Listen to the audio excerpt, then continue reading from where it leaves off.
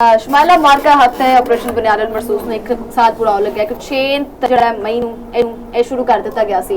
ਜਿਸ ਤਰ੍ਹਾਂ ਉਹਨਾਂ ਨੇ ਡਰਾਮਾ ਰਚਾਇਆ, ਉਹਨਾਂ ਨੇ ਐਕਸਪੈਕਟ ਕੀਤਾ ਕਿ ਜੀ ਅਸੀਂ ਨਾ ਆਏ ਦੀ ਸਾਜ਼ਿਸ਼ ਕਰਾਂਗੇ ਔਰ ਆਤੰਕਵਾਦੀ ਆਂਦੇ ਨੇ ਨਾ ਉਹਨਾਂ ਨੇ ਆਖਿਆ ਕਿ ਜਨਾਬ ਅਸੀਂ ਜੇ ਬਾਅਦ ਚ ਪਾਕਿਸਤਾਨ ਨੂੰ ਰਿਬੇਟ ਲਪੂਟ ਦੇਾਂਗੇ ਤਾਂ ਮਾਮਲਾ ਠੱਪ ਹੋ ਜਾਏਗਾ। ਤੇ ਤਾਰੀਖ ਸਾਜ਼ ਫਤਹ ਪਾਕਿਸਤਾਨ ਨੇ ਹਾਸਿਲ ਕੀਤੀ। ਬਹੁਤ ਜ਼ਬਰਦਸਤ ਇੱਕ ਯਾਦਗਾਰ ਹਿਸਟਰੀ ਹੈ, ਸਾਡੀ ਹਿਸਟਰੀ ਦੇ ਵਿੱਚ ਲਿਖਿਆ ਗਿਆ ਜਿਸ ਤਰ੍ਹਾਂ ਅਸੀਂ ਮੂੰਹ ਤੋੜ ਜਵਾਬ ਦਿੱਤਾ ਦੁਸ਼ਮਣ ਨੂੰ।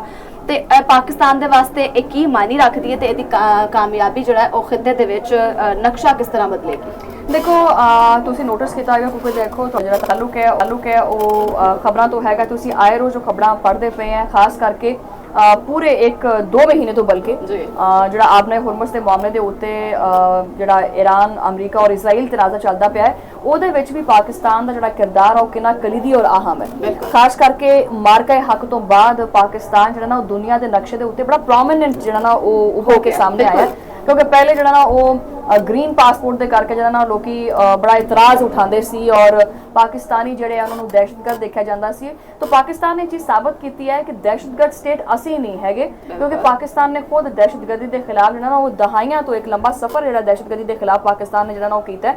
सो दुनिया हुण देख चुकी है कि केड़ा जारे है केड़ा जालम है और केड़ा अमन दी गल करदा और पाकिस्तान ने उदों भी मार्का हक दे विच भी अमन दी ही गल कीती सी और मार्का हक दे विच पाकिस्तान दी जिहड़ी फौज है उन्हें इंडियन जिहड़े आम शहरी ने उन्होंने निशाना नहीं बनाया, उन्हां दी फौजी तनसीबात नूं निशाना बनाया। लेकिन उन्होंने अज आपां उसी दिन च बैठे हैं, वक्त लंघदे पता नहीं चलदा, इस तरह चुटकी बजाओ अखां झपको तो वक्त निकल जाता है।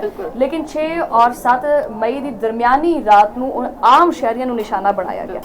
लेकिन फिर भी पाकिस्तान ने हमेशा अपने वालों यही जोर दिता और यही कोशिश की कि नहीं भाई ਅਸੀਂ ਅਮਨ ਦੀ ਗੱਲ ਕਰਦੇ ਹਾਂ ਤੇ ਹਜੇ ਵੀ ਹੱਥ ਹੌਲਾ ਰੱਖ। ਜਦੋਂ ਹੱਥ ਹੌਲਾ ਨਹੀਂ ਰੱਖਿਆ ਤੇ ਫਿਰ ਕੱਢਦਾ ਨਾ ਅਸਾਂ ਥਾਣੀ ਧੂਆਂ। ਬਿਲਕੁਲ ਜ਼ਾਹਿਰ ਤੁਸੀਂ ਜਦੋਂ ਟਿਕੋਗੇ ਨਹੀਂ ਖਲੋਵੋਗੇ ਨਹੀਂ ਫਿਰ ਤੁਹਾਨੂੰ ਵਹਾਣਾ ਤੇ ਪਏਗਾ ਐਸੀ ਤੇ ਤੈਸੀ ਤੁਹਾਡੀ ਤੁਸੀਂ ਮਗਾਲਤੇ ਚ ਮਾਰੇ ਗਏ ਹੋ। मीडिया ने चीका मारिया उन्होंने कि जी अस्सी पाकिस्तान दा कर दिता, पाकिस्तान को हिला दिया, पाकिस्तान का वो कहते हैं ना वो जहाज डुबो दिए, पाकिस्तान का ये कर दिया वो कर दिया, बाद झग वांगू ठंडे होके बह गए खुले लफ्जां दी गल।